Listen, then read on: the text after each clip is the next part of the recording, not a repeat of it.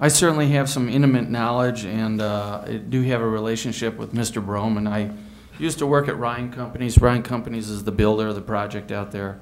I also was very proud of the project. As I moved it through the village of Winfield for actually zoning and the building permit process, and you know, even more significantly, we figured out a way to get through DuPage County in less than I don't know, a year and a half or something like that. A ridiculous amount of time. But anyway, I think there's a couple other things that I'd like to bring to everybody's attention. You know, I think we have a conundrum again here. We've got a user that's come in and requested to drill a well, and the process here to drill a well is actually not covered in our code. You know, our code does not suggest that we can't drill a new well for irrigation in any capacity. There is a permit that DuPage County Health Department needs to issue for water wells. And so we have a gap in our village code. I can appreciate you know, looking at a conservation ordinance. I think that would be a very proactive thing to do. But more importantly, the way I look at it is we've got a request from one of our you know, significant amenities of the community between a school and obviously their facilities, you know, to look at something that I think is very reasonable. They do have a 35-acre site that was pointed out. I believe that the green space that they actually had to improve on the site was somewhere in the order of 11 acres. Between the detention areas and the wetland areas and the...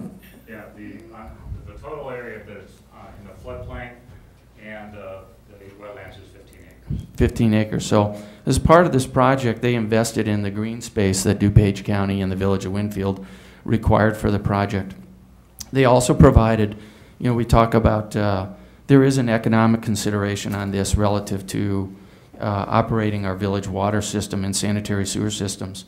In order to build the school, they provided a significant upgrade to the village water system. They had to extend their water main several hundred feet off-site, not just to you know, for a service connection to their building, but actually had to go off-site. And I would venture to say that the investment that the school has in right now for green space, conservation type measures, upgrades to the village water system, throw in the fact that I believe that they have a potential LEED certified building in place here.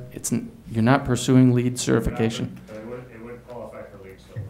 LEED Silver, which is a very significant level of conservation and protection of the environment. So they have made a huge investment as good stewards of the environment.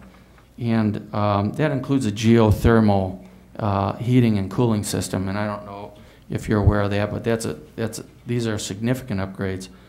I would venture to say that their project in terms of conservation, LEED certification potential, and the protection of the environment probably is in the order of $3 to $5 million. Is that reasonable to say? That's fair.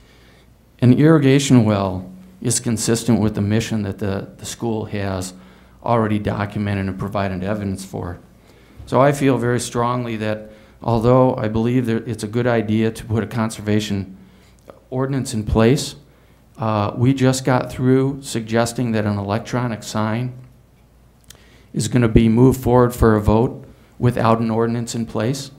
And I would like to strongly suggest that we consider doing the same thing here to invest in the amenity in the school that has chosen Winfield to invest in, and again work as a board to, you know, allow this request to move through very efficiently, and then address the conservation ordinance aspect. You know, the last thing I'd like to say is that I am very disappointed that we received our request on February 4th, and we are sitting here on May 6th considering this, and I don't know, you know, how the user was, you know, communicated with. I know professionally. I know courteously.